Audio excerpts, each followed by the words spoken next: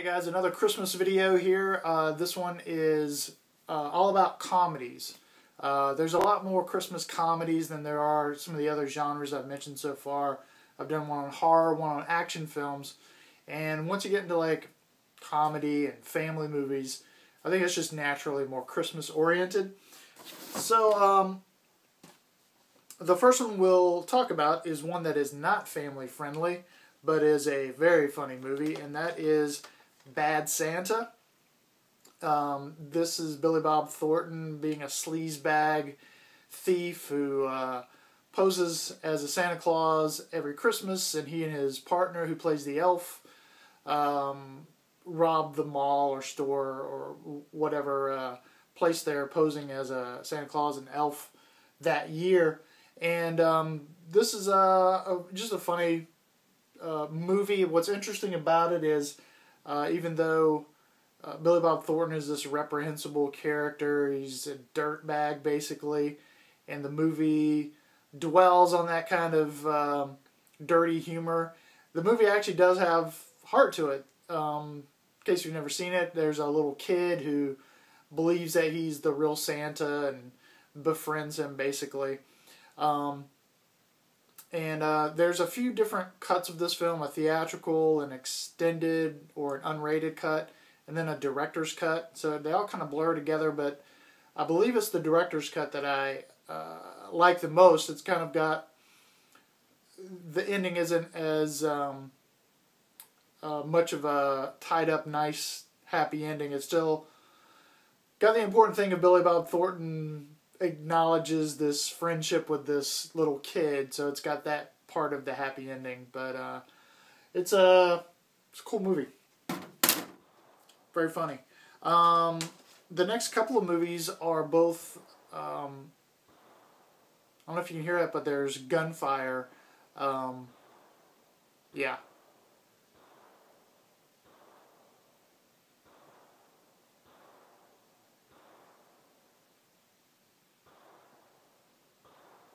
Alright, as Gunfire continues in the background, don't be alarmed. I'm okay. I just live out in a very rural area where my neighbors like firing guns. It's not an unusual occurrence. Alright, Edward Scissorhands. Good Tim Burton movie. It's got kind of the Christmas setting going on in the background, although it's not at the forefront of the movie. It's one of the Tim Burton movies that feels like a fairy tale, kind of a suburban fairy tale.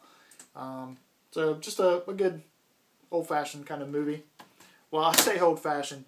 Old-fashioned for characters who have scissors for hands. And then, of course, the other Tim Burton classic, which he didn't direct, but he wrote. That's Nightmare Before Christmas, the stop-motion classic. So I don't know if you can hear this, but the gunfire is still going off in the background. Somebody got a gun or is getting a gun for Christmas maybe, and they're trying it out. I don't know. Anyway, back to Nightmare Before Christmas. I mentioned this movie in my Halloween videos. It's a good gateway into the holidays kind of movie because Halloween plays a part, of course, but then it's predominantly a Christmas movie. So that's why I thought I should feature it in the Christmas movie videos I'm doing. So Nightmare Before Christmas. The next one is a comedy that I enjoy quite a bit. Trading Places. Trading Places. Eddie Murphy and Dan Aykroyd. Directed by John Landis. Just a fun kind of, what's that famous tale? Prince and the Pauper kind of riff, where somebody who's poor trades places with someone who's rich, but in this case it's not of their own choosing. And it all takes place at Christmas. Again, Christmas isn't the main thrust of the story, but it's kind of in the background. But it still qualifies, in my opinion, as a fun movie to watch at Christmas. The next three movies are all very Christmas-oriented and just happen to be comedies. Christmas Vacation, one of my favorite movies to see at the holidays. You got the Griswolds at Christmas, which is a lot of fun. Cousin Eddie is always hilarious. The grandmother who does things like wraps the cat up in a box, and she's asked to say grace, and she starts doing the Pledge of Allegiance. Just a lot of fun family humor. John Hughes wrote this, and I'm a big fan of John Hughes. Not of everything he's written, but this is one of those that, you know, the first 3 Vacation movies are pretty solid comedies in my opinion. And Christmas Vacation is quickly becoming a Christmas classic. Scrooged, another great take on the Scrooge story. This one with Bill Murray, directed by Richard Donner, who's a director I like quite a bit. It's just a fun take on the whole Scrooge story. Bill Murray's a TV producer, and of course, you know, follows the Scrooge template of being visited by ghosts and learning the true meaning of Christmas and things like that. But it's got a lot of fun things, and I love the TV movie they're making. It's kind of an action film with Lee Majors, where Santa's workshop is being attacked by terrorists, and Lee Majors is helping ward off the terrorists. A lot of fun stuff like that.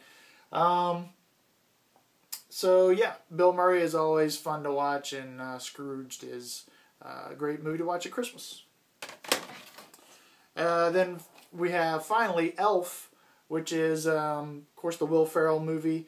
I just read recently, and this kind of blew my mind, next year this will be 10 years old, and that does not seem right. Yeah, I feel old when I hear that. But anyway, Elf, fun movie. Of course, Will Ferrell is human raised by elves, so he doesn't quite fit in, and then he goes seeking his real father, and you know, of course, it's in New York City, and it's just got a lot of good. Even when I first watched it, it felt like it was already kind of a Christmas classic, because it hit some of those, I guess, heartwarming themes. But at the same time, it's got some funny stuff. Will Ferrell doing his shtick. But in this case, of course, as somebody who was raised by elves, everything is sweet and innocent. I think one of my favorite parts is where he sees the sign in the diner that says "World's Best Coffee," and he goes in just real excited and congratulates them. Great job, everyone. So yeah, it's got some funny parts in it. It's a good one to watch with the family, you know. And then there's a movie I don't own that I just wanted to mention. That's The Muppet Christmas Carol. We talked about Scrooged already. The Muppet Christmas Carol is another one that I think's a fun take on the whole Charles Dickens tale. I know it just recently came out on Blu-ray, and I'm looking to buy that because I'm a big Muppet fan. So another movie I don't own, I'm not quite sure why I don't own it, Home Alone is another fun kind of Christmas comedy. And I was actually discussing that movie.